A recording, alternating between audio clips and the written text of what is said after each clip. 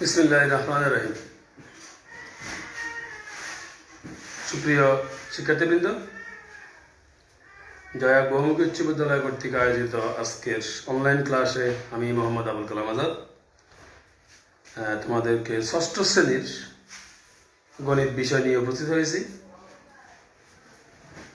Class শুরু করার পূর্বে আমি সম্মানিত অভিভাবকবৃন্দ এবং যারা আমার সাথে এই মুহূর্তে ক্লাস দেখছেন বা দেখবেন আগামীতে, আপনাদের সবাইকে আমার ক্লাসে স্বাগতম এবং সালাম জানাচ্ছি। আসসালামু আলাইকুম। প্রিয় শিক্ষার্থীবৃন্দ, তোমরা ইতিমধ্যে নিশ্চয়ই খেয়াল করতেছ, বোর্ডে আমি লিখে রেখেছি তোমাদের আজকে আমি পাটিগণিত প্রশ্নমালা 1.6 এর পূর্বের ক্লাসগুলোতে আমি এই অধ্যায়ের 1.5 পর্যন্ত আমি কাজ অলরেডি তোমাদেরকে করিয়েছিলাম আমাদের পূর্বের ক্লাসগুলোতে। আজকে আমি তোমাদেরকে 1.6 যেটা মূলত ভগ্নাংশের দশমিক ভগ্নাংশের প্রশ্নমালা, দশমিক ভগ্নাংশ নিয়ে এখানে কাজ করা হয়েছে প্রশ্নমালাটাতে। তো এই প্রশ্নমালাতে আমি আমার আজকের পার্ট আমি অনুশীলনী 1.6 থেকে যে আমার পার্ট যেটা আমি আমার পার্টটা নির্ধারণ করেছি। এখানে ভগ্নাংশ এবং দশমিক ভগ্নাংশ নিয়ে আলাপ করবো আমি, যদিও আমি ভগ্নাংশ নিয়ে কথা আগেই বলে ফেলেছিলাম আগের প্রশ্নমালায়। এরপরে দশমিক ভগ্নাংশের অবস্থানগত নাম এবং এখানে কিছু বিষয় আমি বলবো, আর দশমিক ভগ্নাংশদের যোগ আর বিয়োগ। আমার জন্য বরাদ্দকৃত যে সময় আছে এই সময়ের ভিতরে বা প্রয়োজন একটু সময় বেশি লাগিয়ে হলো আমি তোমাদেরকে আমার 3টা পার্ট আজকে নির্ধারণ করেছি। আমি 3টা পার্ট নিয়ে আলোচনা করবো। তা আমি আমার কথা দীর্ঘায়িত না করে ক্লাস শুরু করতে যাচ্ছি। প্রথমে আমি তোমাদেরকে ভগ্নাংশ, তোমরা জানো আমি আর পূর্বের প্রশ্নমালায় পূর্বের কাজে তোমাদেরকে আমার বলা আছে যে ভগ্নাংশ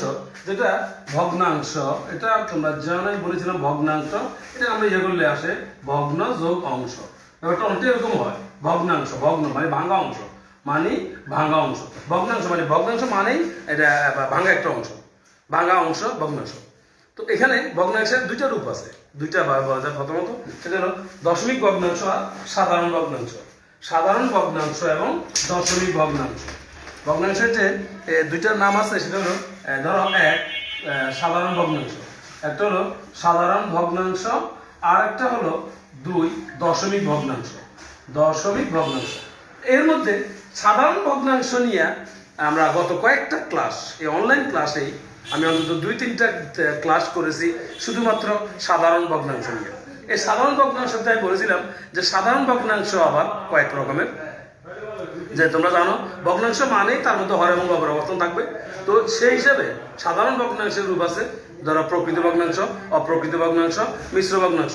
আরো একটা আমি বলেছিলাম যে জটিল বা যৌগিক ভগ্নাংশ। সেই হিসাবে আমরা পেলাম 4টা, যদিও স্বাভাবিকভাবে বলা হয় ভগ্নাংশ 3 প্রকার বলা হয়ে থাকে, প্রকৃত, অপ্রকৃত, মিশ্র। আরেকটা যেটা এটা হলো একটা মানে হিসাবে অঙ্কের ভিতরে আসে এটা, যে এরকম যে মনে করো 7 সমস্ত 2 ভাগের 1 বিয়োগ 2 সমস্ত 3 ভাগের 1, তারপরে নিচে আবার 8 ভাগের 5। এই যে একটা ভগ্নাংশ, এটাও কিন্তু একটা ভগ্নাংশ। তার মধ্যে দেখো এটা একটা মিশ্র ভগ্নাংশ, এটা মিশ্র ভগ্নাংশ, মধ্যখানে মাইনাস, আবার এখানে একটা 8 দিয়ে আমরা ভাগ বলে থাকি, এটা একটা ভাগ, নিচে আছে 8 ভাগের 5। তাহলে দেখো এই যে পুরোটার মধ্যে এটা উপরেরটা হলো লব আর নিচের হলো হর। তো যেটা লব সেটা নিজেই আবার কতগুলো ভগ্নাংশ নিয়ে, এই জাতীয় ভগ্নাংশকে সাধারণত জটিল বা যৌগিক ভগ্নাংশ বলে। বাকিগুলো হলো প্রকৃত, অপ্রকৃত, মিশ্র। এটা হলো সাধারণ ভগ্নাংশ নিয়ে। তো সাধারণ ভগ্নাংশের আলোচনাটা আমি পূর্বের ক্লাসগুলোতে করেছি। আজকে পূর্বের ক্লাসের ধারাবাহিকতা থেকে সামান্য একটু কথা বললাম যে সাধারণ ভগ্নাংশের আলোচনা ছিল এটা। আমার আজকের মূল পাঠ্য বিষয় দশমিক ভগ্নাংশ। দশমিক ভগ্নাংশ আমি একটা ভাগ অঙ্ক করবো এখন, তোমরা দেখো। আমি এখন যেটা আলোচনা করতে যাচ্ছি সেটা দশমিক ভগ্নাংশটা কখন এবং কিভাবে আসতেছে। আমি একটা ভাগ অঙ্ক করতেছি। দেখো আমি ধরো 5 দিয়ে, খেয়াল করো তোমরা, আমি 5 দিয়ে ধরো 15কে ভাগ করতেছি। তো 5 দিয়ে যখন 15কে ভাগ করি, জিনিসটা এরকম হতে পারে যে 5 ভাগের 15। ঠিক আছে, এটা কাটলে আমরা 5 3 15, আমি কাটলাম না কেটে ভাগ করতেছি। এখন দেখো তাই ভাগ করলে 5 3 5 15, আমি মিলে আমার ভাগফল আসছে 5 আর ভাগ শেষ আসছে 0, অর্থাৎ আমার রেজাল্ট হলো এখানে 3। আমি একটা রেজাল্ট পেলাম 5 দিয়ে 15কে ভাগ করছি। ঠিক আছে, এবারে আমি আবার ভাগটা করি। আমি দেখো তোমরা অন্য একটা ভাগ করতেছি। এখন আমি 5 দিয়ে ধরো আমি 7কে ভাগ করবো। আমি 5 দিয়ে এখন 7কে ভাগ করতেছি। তো 5 দিয়ে আমি যখন 7কে ভাগ করবো, দেখো তোমরা 5 থেকে 5, এখানে 7 থেকে 5 গেলে 2, তা আমরা সাধারণত এই জাতীয় ক্ষেত্রে উত্তর বলে কি, যে আমার এখানে উত্তর উত্তর আমার ভাগফল 1 আর ভাগশেষ 2, ব্যাপারটা আমরা এভাবে বলি যে আমার ভাগফল হয়েছে 1 আর ভাগশেষ হয়েছে 2। যখন আমি 5কে 7 দ্বারা ভাগ করি, কিন্তু আমি যদি মনে করি যে আমি উত্তরটা এভাবে রাখবো না, আমি এটাকে এখানে যেরকম এর আগের একটা অঙ্ক ভাগ যখন করেছিলাম 5 দিয়ে, যখন আমি 15কে ভাগ করেছিলাম 5 দিয়ে যখন আমি 15কে ভাগ করেছিলাম, তখন কিন্তু ভাগশেষ 0 আছে, ক্রস মানে 0, ভাগশেষ 0 আসছিল। তো এখানে কিন্তু ভাগশেষ 2 আছে। আমি যদি মনে করি যে আমি এখানেও ভাগশেষ 0 আনো, তখন আমি কি করি দেখো, এখানে 5 দিয়ে যখন ভাগ করছি 7 থেকে 5 থেকে 5, 7 থেকে 5 গেলে আসছে 2। তো আমি এখন একটা কাজ করব, 5 দিয়ে কিন্তু আর 2 এর ভাগ করা যাবে না, কারণ তোমরা জানো এটা বলা আছে, তোমরা অবশ্যই জানো যে ভাজক যদি ভাজ্যর থেকে বড় হয় তাহলে কিন্তু আর ভাগটা হবে না, কারণ ভাগ করতে হলে অবশ্যই ভাজ্যটাকে ভাজকের চেয়ে বড় করতে হবে। তাহলে আমি কি করতে হবে, এখানে ভাগ যায় না 2। আবার ভাজ্যের মধ্যে আর কোনো সংখ্যাও নাই যে এখান থেকে নামাইয়া ভাগ করবো। এই ক্ষেত্রে একটা প্রসেস আছে, তুমি অঙ্কের রেজাল্ট ভাগফলে একটা দশমিক দেবে, দশমিক দিয়ে আমি একটা দশমিক দিছি, এই দশমিকটা দেওয়ার কারণে আমি এখানে একটা 0 পাওয়ার অধিকার পেলাম। এবার আমি ভাগ করবো, তো ইজি ভাগ হয়ে গেছে, 4 5 20। এবার আমার এখানে 0 হলো। খেয়াল করো, এটাতে আমি ভাগ করেছি, এখানে আমার রেজাল্ট আসছে 3, ভাগশেষ 0, আর এখানে কিন্তু আমার রেজাল্ট আসছে 1.4, ভাগফল ভাগশেষ 0। খেয়াল করো, এখানে কিন্তু দশমিকটা দিয়েছি। তোমরা বুঝতে পারতেছো এখন দশমিকটা কখন আসতেছে, অর্থাৎ যখন তুমি একটা ভাগ অঙ্ক করবে, তখন ভাগটা যদি এরকম মিলে না যায় কিন্তু তুমি রেজাল্ট চাইতেছ 0, তখন দশমিকটা আসতেছে। কিন্তু প্রশ্ন হলো, সব জায়গায় ক্ষেত্রে কিন্তু তুমি 0 করতে পারবে না। এই আলোচনায় থেকে একটা জিনিস বলি আমি তোমাদেরকে, দশমিকের যে ভগ্নাংশ, দশমিক ভগ্নাংশের আমার কতগুলো শাখা প্রশাখা আছে। যেমন তোমাদের আমি শাখা প্রশাখার কথাই যখন বললাম, তোমরা দেখো ব্যাপারটাকে আমি এটাকে মুছে ফেলি, তোমরা পুরোটা একটা জিনিস দেখো। আমি লিখতেছি এখানে, ধরো ভগ্নাংশ, এই ভগ্নাংশটাকে খেয়াল করো, আমি যদি এইভাবে দিয়ে দিই, তোমরা দেখো আমি যদি এইভাবে দিয়ে দিই, এটাকে যদি আমি লিখি এখানে সাধারণ, আর এটাকে যদি আমি লিখি এখন দশমিক, আমি লিখলাম সাধারণ, আবার লিখলাম দশমিক। এবার দেখো তোমরা, এই যে সাধারণ, এটাকে যদি আমি এখন করি, তাহলে তোমরা খেয়াল করো কি আসে এখানে, দেখো এখানে প্রকৃত, এখানে আসতেছে প্রকৃত, এখানে আসতেছে অপ্রকৃত, তারপর এখানে আসতেছে মিশ্র, এখানে আসতেছে মিশ্র, বা আমি যেহেতু আরো একটা তোমাদেরকে বলেছিলাম যে আমি ওইটাও এখানে অ্যাড করি, এটা হলো যৌগিক বা জটিল, একটা করলো। আবার এখানে এটাকে যদি আমি একটা ভাগ করে নিই, তাহলে দশমিক ভগ্নাংশটা যদি আমি আবার এখানে ভাগ করে নিই, তাহলে এখানে দেখো তোমরা, আমি লিখতে পারি এটাকে, ধরো আমি লিখতে পারি সসীম, আর এখানে লিখতে পারি আমি অসীম, সসীম এবং অসীম, এটাকে লিখলাম। এখন তোমরা খেয়াল করো, এই যে অসীম, এখন এখানে জায়গা হইতেছে না, বা তোমরা তো বোর্ডে দেখতেছো না, আমি এদিকে এটাকে আবার আমি দুই ভাগ করে নিই, তাহলে এটা হলো ধরো আবৃত আর অনাবৃত। তো তোমরা খেয়াল করো, তোমাদের কিন্তু এখানে অনাবৃত, তোমরা আমি দশমিকের এদিকে যে কাজগুলো লিখছি, যেমন দশমিকে ভাঙছি, ভাঙার পর সেটা আবার তোমরা তো সম্ভবত আমার পর্দায় পুরোটা কভার করতেছে না, মুখে বলতেছি। দশমিকটা এখানে আসলো, একটা হলো সসীম, একটা হলো অসীম, সসীম এবং অসীম। অসীম যেটা, সেটাকে আবার দুইটা ভাগ করছি, আবৃত অনাবৃত। তো তোমরা যেহেতু ষষ্ঠ শ্রেণী পড়ো, তাই তোমাদের এই অংশটার কোনো কাজ নেই, এটার কাজ তোমাদের আরো উপরে পাশে গেলে হবে। আর এগুলো তোমরা দেখছো, তাহলে ভগ্নাংশে এই যে আমি একটা কাজ করলাম, এই যে একটা চিত্র বানালাম, এখানে ভগ্নাংশের প্রকারভেদগুলো, এটাকে প্রকারভেদ বলা যায়, যে ভগ্নাংশের প্রকারভেদের একটা ড্রাফটিং চিত্র আমি তৈরি করলাম এখানে, যে এটা এভাবে হয়েছে। তো দশমিকেরও সাধারণের এরকম কতগুলো ভাগ আছে, ঠিক দশমিকেরও এরকম কতগুলো ভাগ আছে। এখানে তোমরা খেয়াল করে, একটু আগে আমি একটা ভাগ করেছিলাম যে 3 দিয়া 15 ভাগ করলে 3 5 15, আবার যখন আমি 5 দিয়া 7 ভাগ করছিলাম, তখন 7 5 একে 5, তারপরে 2 0 4 5 20, এখানে মিলে গেছে 0। তাই বলেছিলাম সব জায়গাতেই কিন্তু 0 আসবে না, কোনো কোনো ক্ষেত্রে ভাগটা মিলবেই না। তুমি দশমিকের জন্য এখানে 0 পাবে, কিয়ামত পর্যন্ত ভাগগুলো ভাগটা মিলবে না, কোনো কোনো দশমিকের কাজ হবে এরকম। তো এই জন্য আমি এটা দেখালাম যে দশমিকের মধ্যে আবার একটা আছে সসীম, একটা আছে অসীম। তোমাদের আলোচনায়, তোমাদের বইয়ের যে কাজ, বেশিরভাগ আলোচনাটা হলো সসীম ভগ্নাংশের উপর। তোমাদের জন্য অসীমের কোনো কাজ নেই, আর থাকলেও তোমাদেরকে সেটা বলাও হবে না যেটা অসীম। তো তোমরা যদি এটাই মনে রাখবে যে দশমিক ভগ্নাংশে দশমিক থাকবে, তাহলে এই দশমিকের সবগুলো যে মিলে যাবে তা না, কিছু দশমিকের ভগ্নাংশ আছে ভাগ করলে মিলবে না, এটা কখনোই মিলবে না। তো আসো আমরা দশমিক ভগ্নাংশের আমার আজকের পাঠের আলোচ্য পাঠের প্রথম যে অংশটা ছিল সেটা ছিল দশমিক ভগ্নাংশ নিয়ে কথা বলা। তা আমি মোটামুটি তোমাদেরকে একটা ধারণা দিলাম যে দশমিক ভগ্নাংশ কিরকম হতে পারে বা কিভাবে তৈরি হয়, অর্থাৎ ভাগ করতে গেলে ভাগ ফলে দেখা যাবে মিলবে না। এবারে দশমিক ভগ্নাংশের অবস্থান তাদের যে আমাদের লেখি দশমিক ভগ্নাংশ, এখানে একটা জিনিস খেয়াল করো, আমি আগে লিখি 7 0 3 5 6 8, আমি একটা সংখ্যা লিখলাম। তা আমি তোমার জানো যে সংখ্যাগুলোর কিন্তু নামকরণ আছে, যেটা আমরা এটাকে বলি একক, ধরো এটা হলো দশক, এটা হলো শতক, হ্যাঁ এটা হলো একক দশক শতক, এটা হলো সহস্র বা হাজার, হ্যাঁ একক দশক শতক হাজার, এটা হলো অযুত আর এটা হলো নিযুত। এবার এদিকে লক্ষ কোটি আছে, এদিকে লক্ষ এবং কোটি আছে। যাই হোক, এইটা আমি লিখলাম এখানে। তোমরা একটা খেয়াল রাখবে, এটা পুরোটা একটা সংখ্যা, এটা পুরোটা একটা সংখ্যা, একক দশক শতক হাজার অযুত লক্ষ, ঠিক আছে। যদি আমি এটাকে বলি তাহলে আমরা লিখি 7,03,000, 7,03,500, 7,03,568, 7,03,000। এবার লিখি আমরা পুরোটা সংখ্যা, এই পুরোটা সংখ্যা হলো 7,03,865। এখন তোমরা এখানে যদি খেয়াল করো, আমরা এটাকে এই সংখ্যাটাকে আমি এখানে আবার নিয়ে আসি, আমার ক্যামেরা মনে এখানে দেখাবে 7,0,3,5,6,8, আমি এটাকে এখানে নিয়ে আসলাম। দেখি আমার ক্যামেরা কতটুকু ক্যাপচার করে।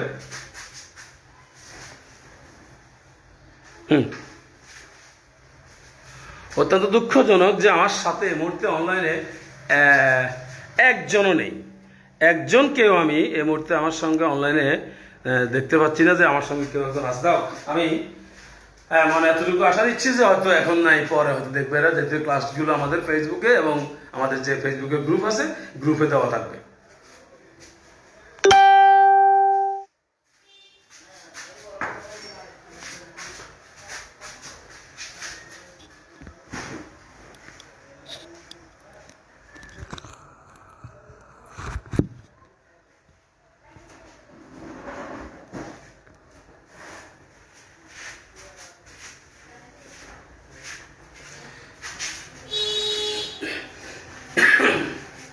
ওকে, তো তোমরা দেখো আমরা এগুলোকে এইভাবে লিখতে পারি, যেমন এটাকে আমরা লিখি 8 একক, এটাকে বলা হয় 8 একক, সেটা হলো এরকম 8।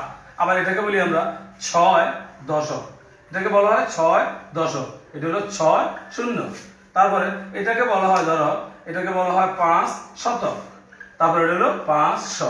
তারপর এটাকে বলা হয় ধরো 3 সহস্র, 3 সহস্র বা 3 সহস্র, হ্যাঁ। তারপর এই যে এখানে শূন্য, শূন্যের এখানে কোনো শূন্যের একটা নাম আছে, শূন্য হলো এখানে অযুত, শূন্য হলো এখানে অযুত, তার কোনো ব্যবহার নেই। তারপরে 7, 7 হলো 7 লক্ষ, 7 হলো লক্ষ, মানে 7 1 2 3 4 5, ঠিক আছে। তাহলে খেয়াল করো তোমরা, এই যে আমরা লিখলাম। এখানে আমি সবসময় এটা বলে থাকি যে সংখ্যাগুলো, প্রত্যেকটা সংখ্যা দুটো বিষয় এখানে লক্ষণীয় আছে। সংখ্যা, এই যে আমাদের এই সংখ্যাটা, এই সংখ্যাটা এটা হলো 8 একক মানে 8, 6 দশক মানে 60। এখানে একটা জিনিস তোমরা দেখো, প্রতিটা সংখ্যা এখানে দুইটা জিনিস আমরা লক্ষ্য করতেছি। একটা হলো সংখ্যার অবস্থানগত নাম, আর একটা হলো অবস্থানগত মান। খেয়াল করো, একটা হলো অবস্থানগত নাম আর একটা হলো অবস্থানগত মান। এখানে 8 এর অবস্থানগত নাম 8 একক মানে একক, 8 এর অবস্থানগত নাম হলো একক, 6 এর অবস্থানগত নাম দশক। আর যদি বলা হয় মানের কথা, তাহলে 8 এর অবস্থানগত মান হইল 8, 6 এর অবস্থানগত মান হইল 60। তোমরা খেয়াল করো, একটা হলো নাম আর একটা হলো মান। নামটা হলো 8 একক দশক শতক, 5 হলো শতক। আশা করি বুঝতে পারতেছ। এবার এটা হলো দশমিক বিহীন যদি সংখ্যা হয়, আসলে দশমিক যুক্ত সংখ্যা যদি হয়, তখন তাদের ক্ষেত্রে যে তাদের যে অবস্থানগত নাম আর মানটা আসে সেটা কিরকম অবস্থানগত বিষয়টা যেটা দাঁড়ায়, সেটা হলো দেখো আমি একটা সংখ্যা লিখে এখানে 7 3 2 দশমিক 5 4 8। ধরো আমি একটা সংখ্যা লিখলাম এখানে দশমিকের তোমরা দেখো, দশমিকের এই দিকটা হলো ডান দিক আর এই দিকটা হলো বাম দিক। তোমরা সবসময় খেয়াল রাখবে দশমিকের ডান দিকের যেটা সেটাই মূলত ভগ্নাংশ, আর দশমিকের বাম দিকে যেটা সেটা হলো পূর্ণ সংখ্যা। অলওয়েজ খেয়াল রাখবে ভগ্নাংশের কাজ যদি হয়, অলওয়েজ খেয়াল রাখবে দশমিকের বামে যা থাকবে তা হলো পূর্ণ সংখ্যা, আর দশমিকের ডান পাশে যেটা যায় সেটাই হলো ভগ্নাংশ। এটা তোমরা খেয়াল রাখতে হবে। তো দশমিকের ভগ্নাংশ আর পূর্ণ সংখ্যা। এবার আসো এখানে এই যে সংখ্যা আমি দেখলাম, এখানে এই সংখ্যার মধ্যে আমরা বাম দিক যেটা আছে, বাম দিকেরটাকে আমরা বলি ধরো এটা, এখানে এটা হলো 2 একক, তারপরে 3 হলো 3 শতক, 3 দশক, 3 হলো দশক, তারপরে 7 হলো শতক।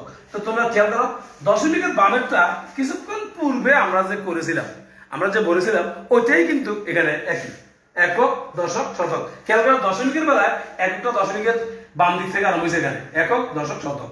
এবার আসো এখানে এই জায়গায় তোমরা খেয়াল করো এটা হলো 5 দশমাংশ, 5 দশমাংশ, তারপরে এটা হলো 4 শতাংশ, 4 শতাংশ, তারপরে এটা 3, তারপরে এটা হলো 8 সহস্রাংশ। এখানে তোমরা খেয়াল করো এই জায়গায় তোমরা খেয়াল করে দেখো এখানে 3 এর এটা, 7 এর এটা, আর এখানে এটা হলো 5 এরটা, এটা হলো 4, এটা হলো 4 এরটা, আর এটা হলো 8 এরটা। হ্যাঁ, এখন তোমরা খেয়াল করো এই যে আমি সংখ্যাটা এখানে লিখছি, এই সংখ্যাটার মধ্যে তোমরা এখানে খেয়াল করে দেখো 7 3 2 732 732.548। আরেকটা কথা তোমাদের আজকে বলি, সারা জীবন কথাটা খেয়াল রাখবে, মনে রাখবে কথা। এটা বলতে গিয়ে ভুলটা অনেকেই করে, যদিও বলার সাথে অঙ্ক হওয়া না হওয়ার খুব একটা সম্পর্ক নাই। এজন্য বলায় ভুল হলে অঙ্কটা হয়, কিন্তু বলায় ভুল হলে তো একজন তোমাকে বলবে যে তুই কিছুই জানো না, তেমন তো অঙ্ক সম্পর্কে ধারণা নেই বা এরকম বলতে পারে। মনে রাখবে দশমিকের বাম দিকের যে সংখ্যা থাকবে ওটাকে তুমি পূর্ণ সংখ্যা উচ্চারণ করতে পারবে। যেমন এখানে বলবে 732, এখানে আমি বলবো 732, ঠিক আছে? এখানে হলো আমার 732, এই জায়গায় আমার 732।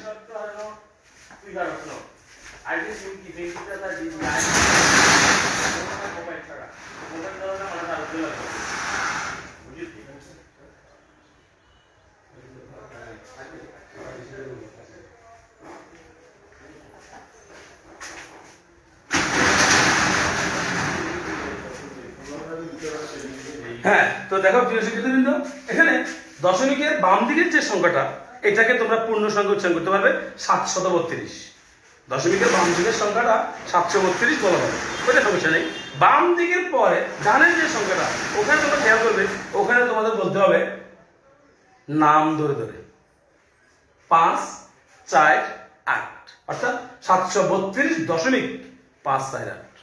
যদি ইংলিশে বলি তাহলে 732 পয়েন্ট, দশমিক ইংরেজি পয়েন্ট বলা হয়, 732.548, অর্থাৎ দশমিকের বাম পাশের ডাইন পাশের সংখ্যাগুলোকে প্রত্যেকটাকে তাদের নাম ধরে বলতে হবে।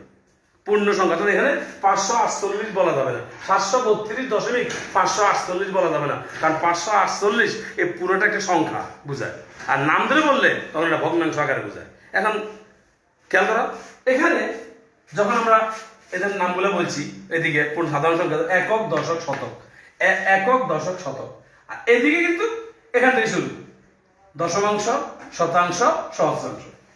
এইভাবেই এখানে একক নেই, বাম দশমিকের ডান পাশে একক থাকতেছে না, আর বাম পাশ থেকে শুরু একক। এই যে নামগুলো এগুলো তোমরা খেয়াল করবে, দশমিকের নামগুলো। এটা হলো এদের নাম, যেমন এখানে এদের অবস্থানগত নাম একক আর মান হলো 2, এটা অবস্থানগত মান হলো নাম হলো 3,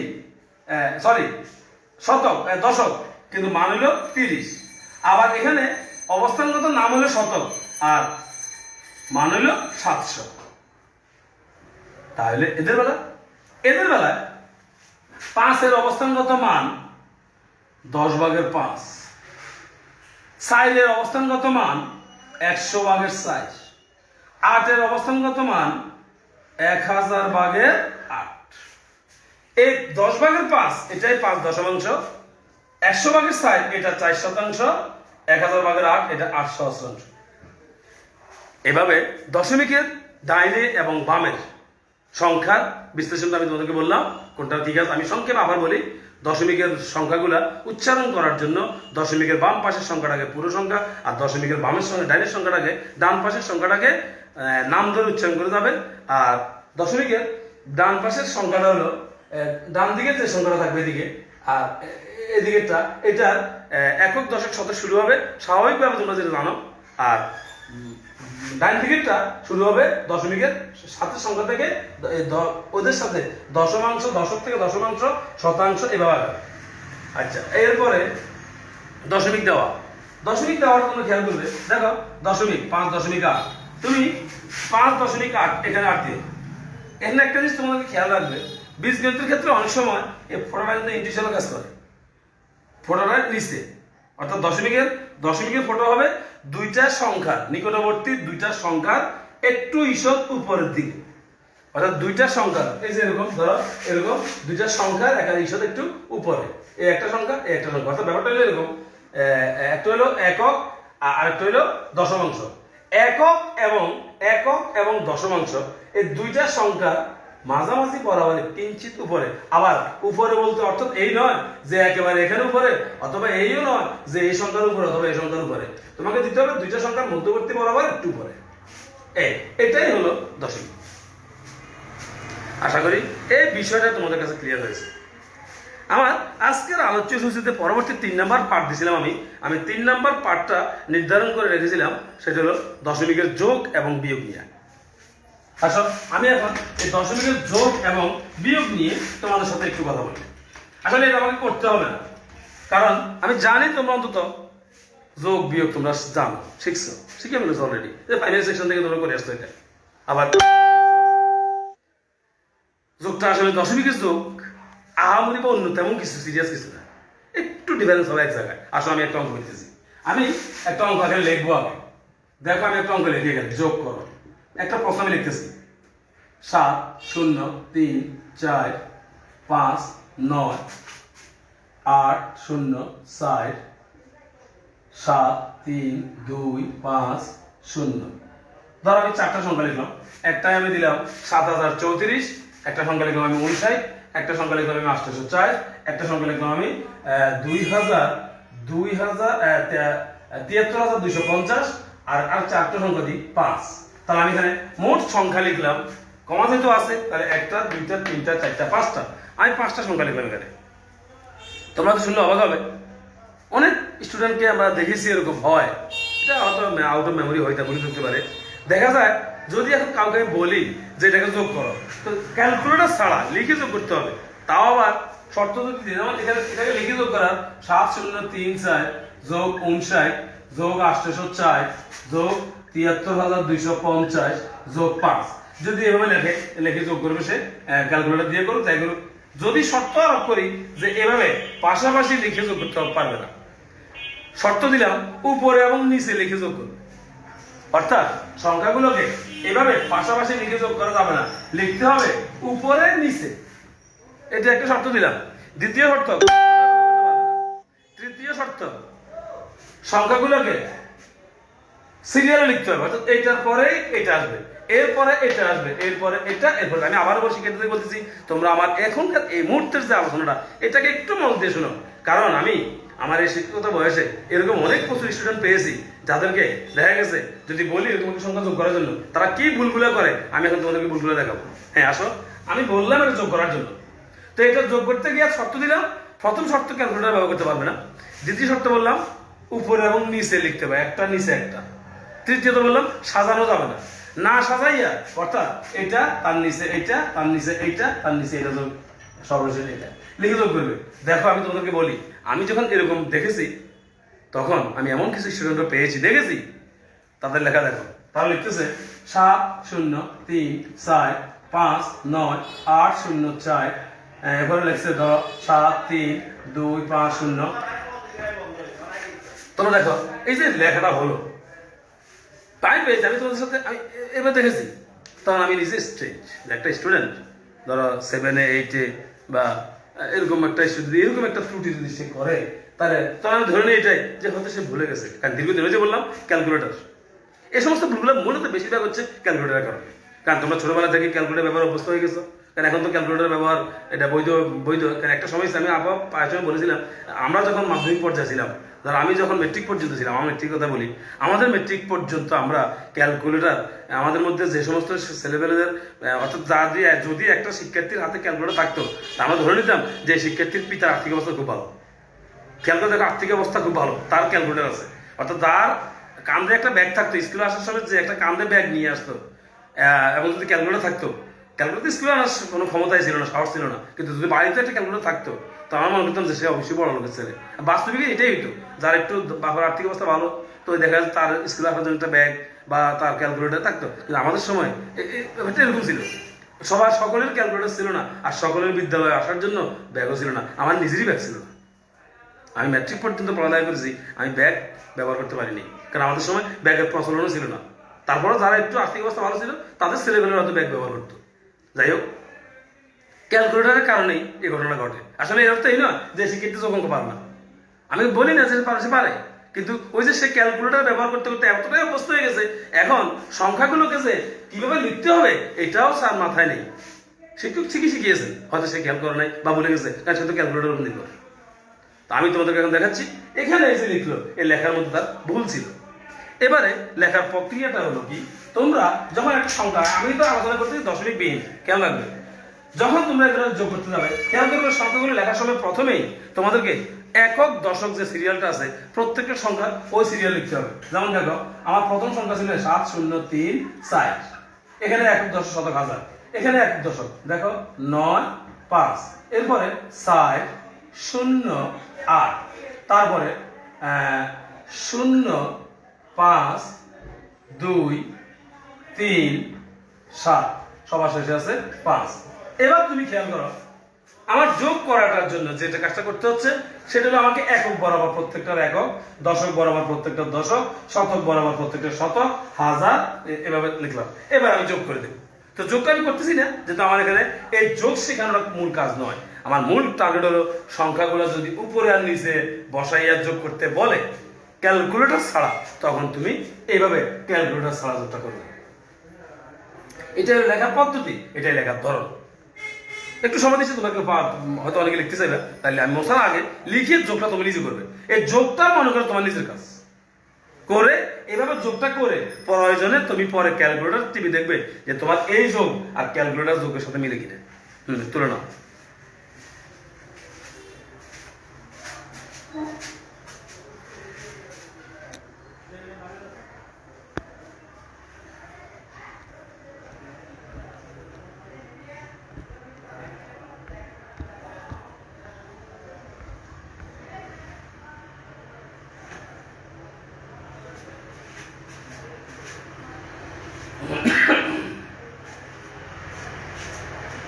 আশা করি তোমাদের তোলা হয়েছে। এবার যোগটা তুমি নিজে নিজে করবে। তাহলে আমি এটা মুছে নিচ্ছি। এবার একটা কথা বলি, এবার যোগের কথা বলতেছি, বিয়োগও সেম কেস, বিয়োগের বেলায় সেম। বিয়োগ তো আরো সহজ, কারণ সেখানে তো মাত্র দুইটা হবে। বিয়োগ তো 4 10টা 12টা 5 7টা দেওয়া যায় না, দুইটা, তাহলে আরো সহজ পদ্ধতি একই। আসলে অর্থাৎ বীজগণিত এই যোগটা, এই যোগ আর বিয়োগের কথা একটা। আমি যোগ দিয়ে করতেছি তো, যেহেতু যোগের সংখ্যা বেশি দেওয়া যায় তাই যোগ, তাহলে ঠিক সেম কথা বিয়োগের জন্য। আসলে আমি এবার এখানে দশমিক প্রয়োগ করতেছি, তোমরা খেয়াল করো, আমি এখানে একটা দশমিক দিলাম, তারপরে এখানে একটা দশমিক দিলাম, এই জায়গায়, এখানে এই জায়গায় দশমিক দিলাম, এখানে এই জায়গায় দশমিক দিলাম, আর এখানে দশমিক দিলাম। এবার তোমরা খেয়াল করো, আমার পূর্বের যে 4টা সংখ্যা, এই 4টা সংখ্যাকে আমি দশমিক দিয়ে দিলাম। এখন আমাকে একটা জিনিস খেয়াল রাখবে, দশমিকের, আজকে কথাটা আবার বলি, একটু আগে কথাটা খেয়াল ছিল না, প্রসঙ্গ তো আসেনি, এখন আসতে বলি। দশমিকের বাম পাশে আমি একটু আগে বলেছিলাম, এটা হলো ডান আর এটা হলো বাম। যদি কখনো তুমি দেখো দশমিকের বামটা খালি, কিছু আসে নাই, দশমিকের বামে খালি, কিছু আসে নাই, একেবারে খালি, তখন তুমি করবে কি, দশমিকের বামে খালি না রেখে খালি জায়গায় একটা শূন্য বসা দিবে। এখন এর অর্থ এই নয় যে না দিকে অঙ্ক হবে না, হবে। তবে তুমি শূন্য একটা দাও, দশমিকের বাম পাশটা খালি রাখার না রাখাটাই ভালো, সুন্দর। এটা তুমি বাম পাশটা শূন্য একটা দেবে, এটাকে অন্যভাবে বুঝে নাও, সহজ একটা হিসাব, মানুষের জীবনের সাথে মিলে নিতে পারো। ধরো তোমার দুইটা কান আছে, তোমার তুমি যদি মেয়ে হয়ে থাকো, তোমার দুইটা কানের মধ্যে তুমি একটা কানে একটা লম্বা করে একটা কিছু একটা অলংকার ব্যবহার করলে, কানের দুল বা যাইবার দুল, তুমি এক কানে একটা দুল দিবে, আর কানে কি খালি থাকবে, তাহলে ব্যাপারটা কেমন দেখাবে? দেখতে তো দৃষ্টিকটু, অসুন্দর নিশ্চয়ই। একটা কানে দুল দিয়ে ব্যবহার করলে, ডান কানে দুল দিলে বাম কান খালি, অথবা বাম কানে দুল ব্যবহার করলে ডান কানটা খালি, এই ব্যাপারটা এরকম যদি হয়, তাহলে কিন্তু ব্যাপারটা দেখতে কিন্তু অসুন্দর দেখাচ্ছে। ঠিক তেমনি একইভাবে এখানেও এই জায়গায় তুমি বাম পাশটা যখন খালি দেখবে, তো খালি জায়গাটা শূন্য একটা বসাবে, এতে করে সংখ্যার মানের কোনো পরিবর্তন হবে না। আসো আমি দশমিক বসালাম, কিছুক্ষণ আগে আমি দশমিক ছাড়া দেখাইছি এগুলা। এবার আসো আমি আগে বলি দশমিকের বেলা কি করতে হবে। দশমিকের বেলায় দশমিক ছাড়া একক, দশক, শতক, সিরিয়াল। দশমিকের ক্ষেত্রে তোমাকে প্রথমেই যে কাজটা করতে হবে সেটা হলো দশমিক বরাবর দশমিক। এটা হলো ফার্স্ট শর্ত, প্রথম শর্ত। দশমিক বরাবর দশমিক বসাতে গিয়া ওই দুই পাশের সংখ্যা ডাইনে আর বামে, সেটা হবে ডানের গুলো দশমাংশ বরাবর দশমাংশ হয়ে যাবে, শতাংশ বরাবর শতাংশ অটোমেটিক হয়ে যাবে। ঠিক তেমনি বাম দিকের গুলাও একক বরাবর একক আসবে, দশক বরাবর দশক অটো আসি দেবে, এটাকে বলে অটো আসা। যেমন তোমাদেরকে এবার সরকার বিশেষ বাধ্য হয়েই অটো পাস দিয়ে দিছে, ঠিক তেমনি এটা অটোমেটিক্যালি সিরিয়াল হয়ে যাবে। যেমন ক্যালকুলেটর, মোবাইল, কম্পিউটারের মধ্যে অনেকগুলো কাজ দিলে এটা অটোমেটিক্যালি সিরিয়ালটা তৈরি হয়ে যায়, এটা অটোমেটিক সিরিয়াল হয়ে যায়। সেখানকার সিরিয়াল আবার অ্যাসেন্ডিং ডিসেন্ডিং আছে, বহুত কিছু আছে। যাই হোক, তো এখানেও তোমাদের অটোমেটিক সিরিয়াল হয়ে যাবে। তোমাকে শুধু একটা সিরিয়াল রাখতে হবে, সেটা হলো দশমিক বরাবর দশমিক করতে হবে। তুমি যখন দশমিক বরাবর দশমিক করবে, অটোমেটিক্যালি ওই সংখ্যাগুলো নিজে নিজে সিরিয়াল হবে। কিভাবে দেখো, এখানে একটা শূন্য বসে দিই, আমি আগে বলেছি খালি না রাখার জন্য।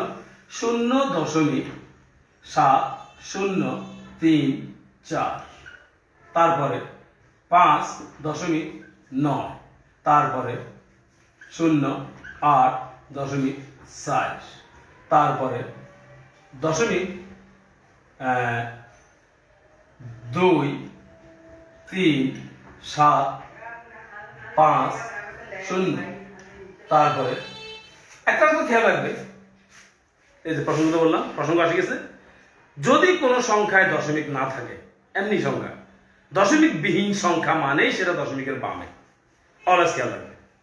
যেমন এটা দশমিকের 5, 5-এর মধ্যে কোনো দশমিক দেওয়া নেই, 5-এর মধ্যে কোনো দশমিক দেওয়া নাই। আচ্ছা 5 নামে যদি পরিবর্তন করে দিই, 5-এর জায়গায় ধরো আমি 27 দিলাম, 27, এই 27 সংখ্যাটা দশমিক ছাড়া, এখানে কোনো দশমিক নেই। 2-এর আশেপাশে, 7-এর আশেপাশে কোথাও দশমিক নেই, তার মানে পুরোটা একটা সংখ্যা 27। এই 27টা মানেই দশমিকের বামে, আমি এখানে বসাবো 27। তাহলে যেহেতু 27-এর লগে কোনো দশমিক নাই, শূন্য দশমিক ছাড়া, আমরা নিজেরা এখানে একটা দশমিক দিয়ে দেবো। এটা খেয়াল রাখবে সিস্টেমটা। যদি কোথাও দশমিক না থাকে, তুমি দশমিক মেলানোর জন্য দশমিকের ডানে একটা শূন্য দিয়ে দিবা, এতেও এদের মানের কোনো পরিবর্তন হবে না। আমি আমার আগামী ক্লাসে এই বিষয়ে তোমাদেরকে কাজ করে দেখাবো যে দশমিকের ডানে বামে শূন্য একটু এদিক করলে, বিশেষ করে ডানে, এতে দশমিকের মানের পরিবর্তন হয় না। খেয়াল করো, আমার লেখাটা হয়ে গেছে। এবার আমি একটু টান দেব, টান দেওয়ার পরে এবার এখানে এটাকে আমি এখন যোগ করে নিতে পারি। এটা যোগ করলে মনে করা ফুল রাইট হবে, কোনো সমস্যা হবে না, ভুল হবে না। তারপরেও আমরা একটা কাজ করি, সবসময় করে থাকি, দশমিকের ডান পাশে একটা কাজ আমরা এখন করবো। আমরা দেখবো সবচেয়ে বেশি ঘর আমার কয়টা আছে ডান পাশে, সবচেয়ে বেশি। কেন করো, আমার সবচেয়ে বেশি ঘর আছে এখানে দশমিকের পাশে 1, 2, 3, 4, 4টা ঘর আছে, আর বাকিগুলোতে কোথাও একটা কোথাও দুইটা। আমি যখন এই কাজটা করতে যাব, তখন আমি করবো কি, দশমিকের ডান পাশের প্রতিটা জায়গাতে আমি ঘরের সংখ্যা সমান করে দেব। সেটা আমি করবো কি দিয়ে, শূন্য দিয়ে। দেখো 0, 0, 0, এখানে আবার 0, 0, 0, এখানে 0, 0, এখানে 0, 0, 0। আমি বলেছিলাম আগামী ক্লাসে আমি এই বিষয়ে ব্যাখ্যা দেবো। খেয়াল করো, আমি মূল কাজ ছিল আমার এটা, আমি এটাকে সুন্দর করে সাজা নিলাম। এবারে আমি যোগ করি, এই যোগটা আমি করি। এখানে 4, এখানে 3, এখানে 0, এখানে আমরা যোগ করি 5 4 9, 9 9 18, 18 সাথে 25, 25 5 হাতে রয়েছে 2। খেয়াল করো, হাতের 2 আমার এখানে আসবে। 7 আর 2 9, 9 2 11, 11 আর 5 16, 16 6 হাতে রয়েছে 1, 9, 9 3 12, 12 2 14 4 হাতে রয়েছে 1 8। এই দেখো দশমিক বরাবর দশমিক। এখানে দশমিকের কোনো কাজ নাই, শুধু দশমিক বরাবর দশমিকটা নেমে গেছে। আর নয়তো এই লাইনের যে হাতে ছিল এটা কিন্তু এখানে আসছে। তার মানে দশমিকে যোগ করার জন্য তোমাকে প্রথম যে কাজটা করতে হচ্ছে সেটা হলো সাজাইয়া লেখা দশমিক বরাবর দশমিক। এরপরে সাজানো হয়ে গেলে যোগ সাধারণ প্রক্রিয়ার মতোই, যোগের মধ্যে আলাদা কোনো পদ্ধতি নেই।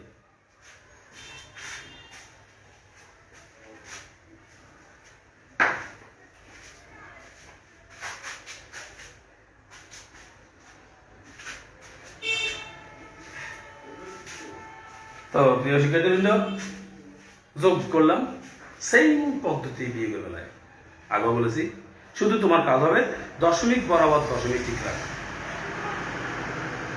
আজকে আমি দশমিক ভগ্নাংশের যোগ বিয়োগ এবং এদের অবস্থানগত নাম, অবস্থান সম্পর্কিত আলোচনা এবং দশমিক ভগ্নাংশ নিয়ে প্রয়োজনীয় কিছু আলোচনা করেছি। আশা করি তোমরা বুঝতে পেরেছ, যেটা তোমাদের আগামী ক্লাসগুলোতে কাজে লাগবে বিভিন্ন ইয়েতে। শুধু আমার আজকের এই ক্লাসটা আমি মনে করি শুধুমাত্র 6 বা 6-এর জন্য না, এই ক্লাসটা সকল ক্লাস 6 7 8 9 পঞ্চম থেকে চতুর্থ শ্রেণী থেকে পঞ্চম শ্রেণী, অষ্টম ষষ্ঠ সপ্তম সবাই এই ক্লাস, সকলের জন্য ক্লাসটা বলা যায় উন্মুক্ত এটা। এবং ভগ্নাংশের কাজ সকলের জন্য প্রয়োজন। তোমরা সময় করে তুমি যদি দেখে থাকো আর তোমার যদি পছন্দ ভালো লাগে, কিছু বুঝে থাকো, মনে করো যে কিছু বুঝতে পেরেছো, তাহলে তুমি তোমার বন্ধুকে বা তোমার আত্মীয় স্বজনের মধ্যে যারা পড়ালেখা করতেছে 6 7 8 9 তাদেরকে বলতে পারো দেখার জন্য। এখানে কিছু আমি মনে করি কিছু শেখার মতো কিছু এখানে আছে। আর তোমরা যদি কিছুটা শিখতে পারো তাহলে আমাদের পরিশ্রম সার্থক বলে মনে করি। কারণ করোনাকালীন সময় বিদ্যালয় বন্ধ, দীর্ঘদিন বন্ধ ছিল। এখন অলরেডি তোমাদের প্রমোশন দেওয়া হয়ে গেছে, এখন তোমরা পরবর্তী ক্লাসে যাবে। এর মধ্যে ক্লাসগুলো তোমরা আমরা করতেছি, কারণ বিশ্রাম তো দীর্ঘদিন করতেছো, দীর্ঘদিন যাবো তোমাদের সাথে স্কুলের কোনো সম্পর্ক নাই, তাই সারা যখন ক্লাসগুলো করতেছে সময় করে সুযোগ করে ক্লাসগুলো দেখবে। বিশেষ করে সম্মানিত অভিভাবকবৃন্দ, আমি প্রায় ক্লাসে কথা বলে থাকি, আপনার সন্তান আপনারই সম্পত্তি। সে যদি মানুষের মতো মানুষ হয়ে গড়ে ওঠে তাহলে সে রাষ্ট্রের সম্পদ, দেশের সম্পদ এবং জাতির সম্পদ, এবং সর্বোপরি সে আপনার সম্পদ। আপনার হয়তো শিক্ষকেরা খুশি হবে যে আমি এই সন্তানটাকে, এই ছেলেটাকে, আমি ছেলেটাকে পড়িয়েছিলাম, আমি এই ছেলেটাকে পড়িয়েছিলাম। এটা হয়তো আপনার আমার শিক্ষকের গৌরব। আপনাদেরকে প্রসঙ্গে একটা কথা বলি, অনেকদিন পূর্বে সম্ভবত আমি যখন অষ্টম শ্রেণীর ছাত্র, তখন বাংলাদেশ রেলওয়ে সরকারি উচ্চ বিদ্যালয়ে আমার যতটুকু মনে পড়ে তৎকালীন রাষ্ট্রপতি হোসেন মোহাম্মদ এরশাদ এসেছিলেন আমাদের স্কুলে। তৎকালীন রাষ্ট্রপতি এরশাদ। তখন আমাদের রেলওয়ে স্কুলে একজন শিক্ষক ছিলেন বয়স্ক, ওনাকে সবাই ভক্তি করতো, সম্মান করতো, কারণ বিদ্যালয়ের অনেক শিক্ষক ছিলেন ওনার ছাত্র এবং ওই এলাকার অনেক লোক ওনাকে যথেষ্ট সম্মান করত। আমাদের রাষ্ট্রপতি যখন আমাদের রেলওয়ে স্কুল পরিদর্শন করতে এসেছিলেন তখন তিনি এই শিক্ষককে, ওনার শিক্ষক আমাদের এরশাদ সাহেব সম্ভবত চট্টগ্রাম কিংবা উত্তরবঙ্গের যে কোনো একটা রেলওয়ে স্কুলে সম্ভবত উনি এই শিক্ষক চাকরি করতেন, কারণ সরকারি চাকরি ছিল, উনি বদলি হয়ে এখানে এসেছিলেন। তো এই এরশাদ সাহেব চিনতে পেরে তিনি প্রেসিডেন্ট হওয়ার পরেও তিনি ওই শিক্ষককে সম্মান করেছিলেন, পাহাড়ি সালাম করেছিলেন। এটা আমার মনে সবসময় মনে পড়ে যে একজন প্রেসিডেন্ট হয়েও তিনি ওনার শিক্ষককে মূল্যায়ন করেছিলেন। এটাই শিক্ষকের মূল্য। আপনার সন্তানের কাছ থেকে আমরা কিছু আশা করি না, আশা করি সে মানুষ হবে, আমাদের গর্ব হবে সে সে আমার স্টুডেন্ট ছিল এবং সে জাতির একটা সম্পদের রূপান্তরিত হবে। এই জন্য আপনি আপনার সন্তানকে, আমরা যে ক্লাসগুলো করি এই ক্লাসগুলো তাকে দেখানোর ব্যাপারে আপনি একটু সচেতন হবেন। কারণ সে ষষ্ঠ শ্রেণীতে পড়ে, 6-এ পড়ে, সে এটা বুঝবেও না অনলাইন ক্লাস কি, কেন করে, কি জন্য করে। আপনি তাকে বোঝাবেন, তাকে বলবেন যে এই ক্লাসটা দেখ, প্রয়োজন আপনি তার সামনে বসে থাকবেন। সম্মানিত শিক্ষকবৃন্দ যেটা করতেছেন, যদি মনে করেন লিখে নেওয়া উচিত, তাকে বলবেন যেটা আপনি যা অবশ্যই বুঝেন যে আস্তে আস্তে করে চালাইয়া তাকে লেখাবেন যে লিখে নেওয়া। আর এছাড়া আমরা যে ক্লাসগুলো করি প্রয়োজনের ক্ষেত্রে আমরা আমাদের এই ক্লাসগুলোর উপর ভিত্তি করে একটা শিট আমাদের ফেসবুকের যে গ্রুপটা আছে ওই গ্রুপে দিয়ে দিই, ওখান থেকে আপনি কালেকশন করে তাকে লেখা নেবেন। তো প্রিয় শিক্ষার্থীবৃন্দ, আমি আজকের মতো এখানে বিদায় নিচ্ছি। পরবর্তী ক্লাস আবার তোমাদের সাথে দেখা হবে। সম্মানিত অভিভাবক এবং দর্শকবৃন্দ, আপনাদের সবাইকে আবারও সালাম জানিয়ে এখানে বিদায় নিচ্ছি। ভালো থাকুন, সুস্থ থাকুন। আসসালামু আলাইকুম।